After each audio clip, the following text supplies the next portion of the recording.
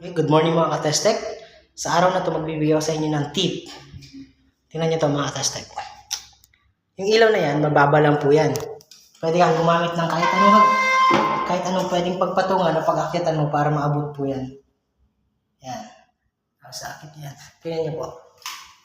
Okay, good na siya. Nailaw na po siya. Ang tanong mga katestek, paano kung, tingnan nyo po, nasa taas kayo ng hagdan at ang lalagyan nyo ng ilaw yun. Yan, naka-3-way po yan mga katestek. Ito yung switch niya sa taas at yung isa dun sa baba. So, bibigyan ko kayo ng tips para malagyan natin yan ng bumbilyan, hindi tayo gumagamit ng hagdan mga katestek. Okay, baba muna tayo mga katestek. Tingnan natin kung gaano ito kataas. Di ba? Ang taas mga katestek. Taas niyan. Ang taas. Hassle kung gagamit ka ng hagdan. Kaya may bibigyan ko sa inyo yung tip. Ito po yung mga testek. Okay, naka-prepare na siya. Ito siya. Plastic bottle lang po ito mga testek. Tapos, nilagyan ko siya ng PVC pipe na 1/2. Yung kasya yung 1/2. Then, tinaipan ko lang siya sa malaking tubo na to. PPR. Kahit anong tubo mga testek, basta kaya nyo at sukat dun sa height na yon. Pwede nyo gamitin mga testek. Basta higpitan nyo lang siya na maigi at siguro doon yung plastic bottle na to ay kasya yung valve, yung bumbilya ang lalagay natin. So, subukan natin siya mga katestek kung pwede.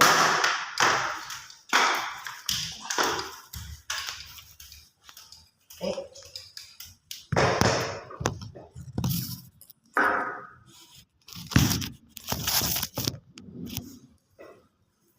Okay. Ano yung mga katestek? Sukat lang po siya. Sukat lang yung valve sa plastic bottle natin ang ginawa. Okay, try natin ilagay.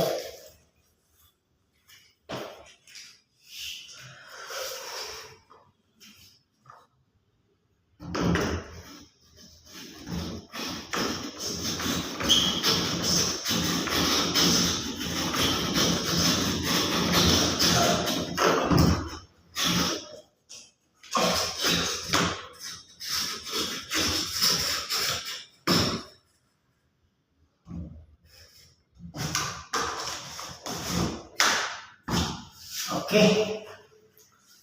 Test natin mga testek. Yan. Ito nyo mga testek.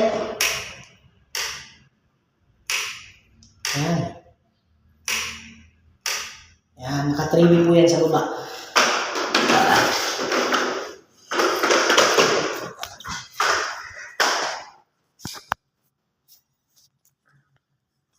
Punta tayo sa baba mga testek para makita natin yung isang switch niya pa.